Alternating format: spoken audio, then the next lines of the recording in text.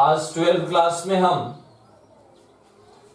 Electricity के video को आगे बढ़ाते हुए आज प्रतिरोधों का समूहन या प्रतिरोधों का संयोजन बताने जा रहे हैं। इसके पहले हमने प्रतिरोध के संबंध में आपको ओम का नियम तथा प्रतिरोध के सभी गुणधर्म और इसके वर्गीकरण के वीडियो आपको अपलोड कर चुके हैं।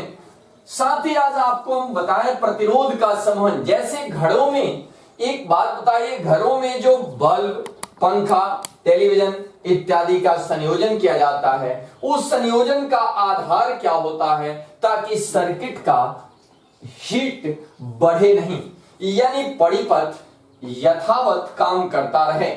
इसी संदर्भ में अगले वीडियो में हम प्रतिरोध का मान निकालना तथा उसके मान में कमी और वृद्धि होने पर परिपथ पर क्या असर होता है यह भी आपको बताएंगे।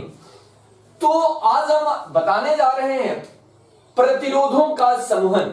इसके पहले वाले वीडियो में भी प्रतिरोध का श्रेणी क्रम बताया था, लेकिन आज श्रेणी और समानांतर को एक दूसरे के समीप लिख करके और इसको अपनी भाषा में, किताबी भाषा एकदम नहीं है, इसको मिलाकर आप देख सकते हैं। इसलिए हमने दोनों को एक दूसरे के बगल में लिखा ताकि इनमें क्या असमानताएं हैं और क्या समानताएं हैं हम इनसे भली भांति वाकिफ हो सकें। इसी क्रम में श्रेणी क्रम संयोजन, पहले देखिए वो श्रेणी क्रम संयोजन, ध्यान दीजिए कैसे संयोजन करते हैं। जैसे दो प्रतिरोधों का संयोजन, यहां देखो वो A है, यहां B है, इसके बीच एक विभव C है, यानी R1 प्रतिरोध जो है वो विभव A और विभव C यानी VA माइनस VC विभवांतर के बीच है।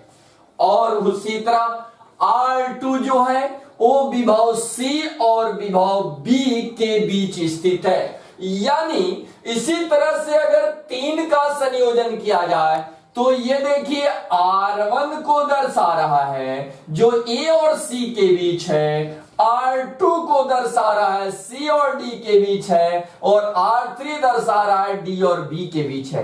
इन अल्फाबेट के प्रयोग के क्रम आगे पीछे होने से कोई परेशानी नहीं है, ये सिर्फ विभव को दर्शा रहे हैं।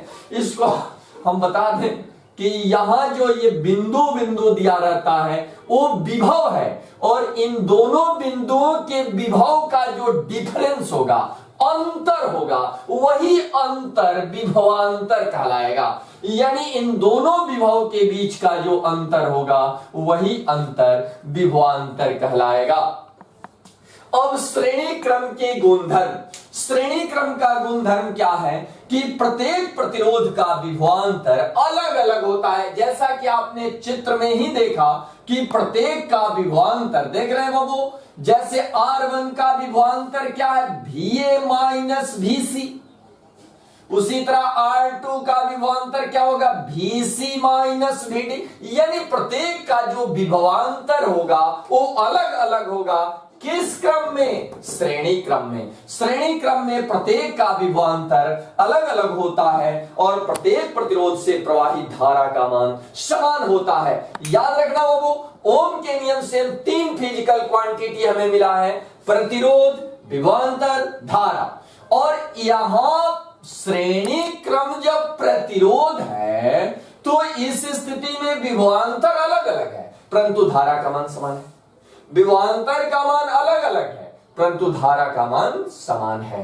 अब इसी 3 वाले को हमने सर्किट बताया है, परिपथ। इसी तीनों को जब विद्युत सेल से जोड़ देंगे, दाब कुंजी की से जोड़ देंगे, तो वही प्रतिरोध का संयोजन यहां परिपथ कहलाएगा।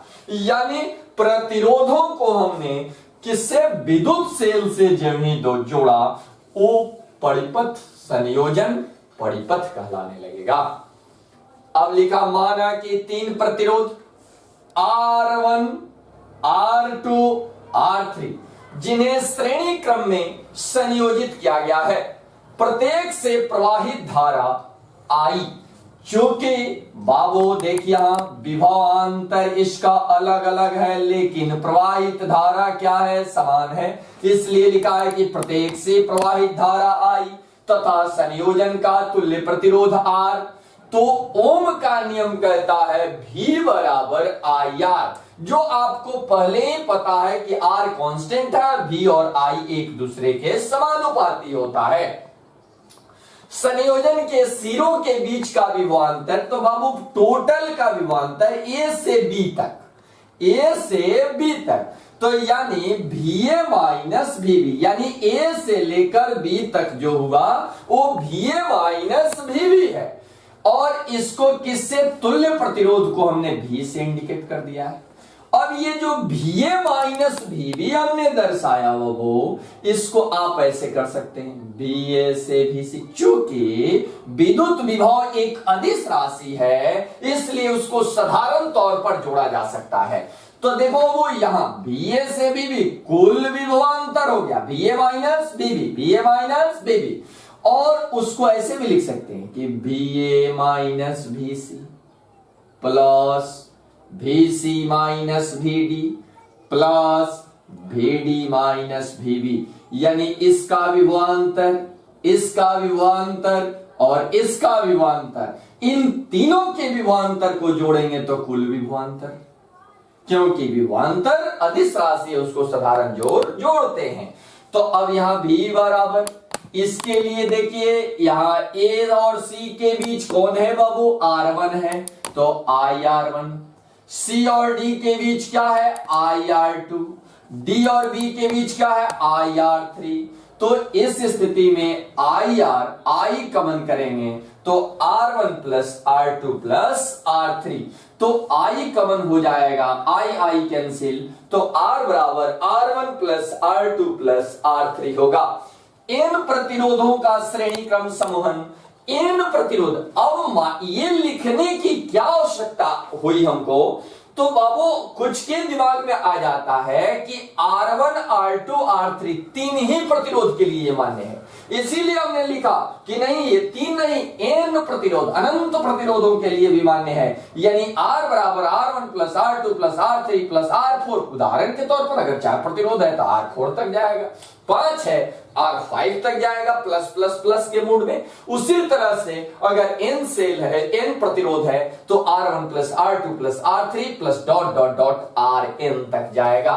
उसी को मैथमेटिक्स में सिग्मा फॉर्म में लिखेंगे तो R बराबर n sigma I equal to 1 और Ri, यानी सिग्मा का अर्थ होता है योग, यानी R प्रतिरोधों का योग जब I बराबर 1 यानी 1 से लेकर n तक। इसका उपयोग होता है कि उच्च प्रतिरोध, जैसे ये लिखने का औचित्य है कि आप इसको पहले एक बार देखिए और आप किताब से या कंपटीशन के प्रश्नों को आप टैली कराइए कि क्या इससे टैली करता है। अगर करता है तो आप देखेंगे कि आपके लिए परीक्षा उपयोगी, न सिर्फ इंटरमीडिएट के लिए बल्कि आगे अगर आर्मी, एयरफोर्स, नेवी इत्यादि की तैयारी करना चाहते हैं तो उससे भी कुछ पॉइंट को, सबको तो नहीं, कुछ पॉइंट को हमने सेलेक्ट किया है और सेलेक्ट करके लिखने की कोशिश हमने मात्र की है। उपयोग जैसे उच्च प्रतिरोध के लिए, उच्च प्रतिरोध के लिए क्या होता है, किस क्रम का प्रयोग करते हैं, याद रखिए श्रेणी क्रम का। उच्च प्रतिरोध के लिए किसका प्रयोग करते हैं, श्रेणी क्रम का। जैसे घरों में जो होता है पंखा, ट्यूबलाइट, टीवी, रेफ्रिजरेटर, जितने यंत्र का प्रयोग किए जाते हैं वो प्रतिरोध का श्रेणी क्रम होता है, परंतु टोटल डोमेस्टिक सप्लाई जो होता है वो समानांतर क्रम में होता है। तो इस स्थिति में प्रतिरोध के समूहन या प्रतिरोध का संयोजन दोनों एक ही तथ्य है, इसमें आपने श्रेणी क्रम को समझा। आइए इसको ध्यान में रखकर समानांतर क्रम को हमने लिखा है, सेम वही तथ्य जो यहां है। देखिए बाबू, दो प्रतिरोधों का संयोजन यहां लिखा, अब वही चीज यहां लिख रहे हैं, दो प्रतिरोधों का संयोजन। इसमें एक लाइन में था, इसमें ऊपर नीचे है, इसमें विभवांतर सबका अलग था, इसमें विभवांतर एक ही है। उसी तरह से यहां तीन प्रतिरोधों का संयोजन है, यानी आप पहचान जाएंगे कि एक ही लाइन में है तो श्रेणी है और ऊपर नीचे करके दिया है तो समानांतर है। तो इसका मतलब यहां नॉर्मली हालांकि इसकी पहचान विभवांतर के आधार पर, विभव के आधार पर की जाती है, शीर्ष के आधार पर की जाती है, लेकिन यहां नॉर्मली देख वो समझने के लिए हमने ऐसा कहा आपको। समानांतर क्रम के गुणधर्म, अब आइए वो श्रेणी वाले को याद कीजिए कि वहां प्रत्येक का विभवांतर अलग अलग था। यहां देखो प्रत्येक का विभवांतर समान है, वहां विभवांतर अलग अलग था, क्योंकि ए बी सी डी ऐसे करके था। और यहां देखो प्रत्येक का विभवांतर क्या होगा, समान होगा। और उसमें याद करो प्रत्येक से प्रवाहित धारा एक थी आई, लेकिन यहां प्रत्येक से प्रवाहित धारा अलग अलग है। यानी याद करने का सुगम तरीका, एक ही लाइन श्रेणी, ऊपर नीचे समानांतर। श्रेणी में क्या होगा, विभवांतर अलग अलग धारा समान। समानांतर में क्या होगा, विभवांतर समान और धारा अलग अलग। अब परिपथ इसका, इसी सर्किट को हमने यहां लिखा है। माना कि तीन प्रतिरोध R1, R2, R3 जिन्हें समानांतर क्रम में संयोजित किया गया है, प्रत्येक का विभवांतर VA माइनस VB या V, चूंकि यहां विभव का विभवांतर का मान समान है, या V तथा प्रवाहित कुल धारा I एवं प्रतिरोधों से प्रवाहित धारा I1, I2, I3, यानी R1 से प्रवाहित धारा I1, R2 से I2 और R3 से I3। इसलिए I बराबर, चूंकि विद्युत धारा भी एक अदिश राशि है, इसलिए इसको साधारण जोड़ेंगे। I बराबर I1 plus I2 plus I3। तो I बराबर V बाई R, ओम का नियम, वही V बराबर I R या I बराबर V बाई R, बातें की है, क्रॉस गुना करोगे तो फिर वो हो जाएगा। तो V बाई R, V बटा R1, V बटा R2, V बटा R3, V खत्म। 1 बाई R बराबर 1 by R1 plus 1 by R2 plus 1 by R3। उसी तरह से n प्रतिरोधों के लिए भी ये मान्य है, केवल 1 बटा R1, 1 बटा R2, 1 बटा R3 डॉट डॉट डॉट 1 बटा Rn प्लस में, यानी 1 बाई R उसी को सिग्मा फॉर्म में लिखेंगे, तो यहां n और 1 बटा Ri होगा। और वहां आपको याद आ रहा होगा कि वहां प्रतिरोध का उच्च प्रतिरोध मान प्राप्त करने के लिए श्रेणी क्रम का प्रयोग किया जाता है, और निम्न प्रतिरोध के लिए किसका, समानांतर। ठीक उसके उलट समानांतर क्रम का प्रयोग किया जाता है। वहां आपको याद आ रहा होगा कि पंखा, रेफ्रिजरेटर, टेलीविजन इत्यादि श्रेणी क्रम में थे, लेकिन टोटल हाउस वायरिंग जो होता है वो समानांतर क्रम में होगा। उसके बाद तीसरा मिश्रित क्रम संयोजन है, जिसमें एक सर्किट के माध्यम से, एक संयोजन के माध्यम से, एक चित्र के माध्यम से हमने आपको समझाने की कोशिश की है। इस क्रम में मिश्रित क्रम संयोजन देख रहे हैं, ये परिपथ बाबू, यहाँ A है, यहाँ B है, यहाँ C है, यहाँ D है और यहाँ E है। प्रत्येक अल्फाबेट शीर्ष को दर्शा रहा है। इस परिपथ में D तथा E के बीच का, यानी यहां से लेकर यहां तक का प्रतिरोध निकालना है। तो इसको ऐसे नहीं, क्योंकि हमारे पास तो ये दो सिस्टम है, श्रेणी और समानांतर, उस क्रम में इसको लाना होगा उसके विभव को ध्यान में रखते हुए। तो यहां देखिए E 5 ओम, E 5 ओम, D और B बाबू 5 ओम। फिर B और C के बीच देखिए ये 5 और 5 है, तो ये 5 और 5 है A शीर्ष पर, और यहां B और C के बीच 10 है, तो यहां 10 रह गया। फिर देखिए C और E के बीच 5 है, यानी इस चित्र में जैसे जैसे शीर्ष दर्शाया है उसके अनुरूप दर्शाना होगा। अगर शीर्ष उसके अनुरूप नहीं हुआ तो इसका मतलब आप गलत हो गए। जैसे एक बार फिर समझिए, D से B के बीच 5 हो, यहां दर्शा दिया। उसके बाद B और C के बीच देखो, वो B और C के बीच 10 ओम दर्शा दिया हमने, और C और E के बीच 5 ओम दर्शा दिया। लेकिन इसके ऊपर जो है B और C के बीच ही देखिए, B और C के बीच ही ये क्या 5 और 5 श्रेणी में है, चूंकि A बिंदु पर जुड़ा है, तो B और C के बीच ये 5 और 5 हो गया।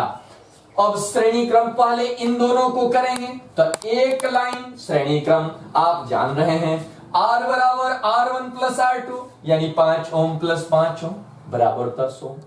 अब फिर रीअरेंज कर दिया तो बाबू वो 5 का 5 रह गया, 10 का 10 रह गया, 5 का 5 रह गया, ये दोनों मिल करके 5 या 5 10 हो गया। अब देखो ये दोनों श्रेणी ना होकर समानांतर हो गया, तो ये समानांतर ऊपर नीचे हो गया, तो इसको समानांतर क्रम में कर दिया। 1 बाई R बराबर 1 by R1 plus 1 by R2, यानी 1 बटा 10 जोड़ 1 बटा 10, 1 बटा 5, यानी R1 का मान 5 हो गया। अब ये दोनों मिलकर 5 हो गया। अब देखो वो इसको ऐसे लिख सकते हैं, यहां क्या है, बी अभी कायम है और यहां क्या है, सी अभी कायम है। तो ये 5 ओम 5 ओम 5 ओम। अब आप बताइए श्रेणी क्रम हो गया, तो तीनों को जोड़ेंगे तो 15 ओम हो गया। इसका मतलब कि शीर्ष बिंदुओं के आधार पर श्रेणी और समानांतर जो दोनों में मिक्स क्रम दिया रहता है उस क्रम को कहते हैं मिश्रित क्रम संयोजन। आप सबको 3 क्रम संयोजन हमने बताया, पहला श्रेणी, दूसरा समानांतर और तीसरा मिश्रित क्रम संयोजन। आप सबको इसी के साथ बता दें कि इलेक्ट्रिसिटी में आगे जूल का नियम और किरचॉफ का नियम भी बताएंगे। और एक बार फिर पूर्व की भांति आपको बता दें कि मेरा ये बनाने का, पढ़ाने का उद्देश्य सिर्फ और केवल सिर्फ आपको लाभ पहुंचाना है।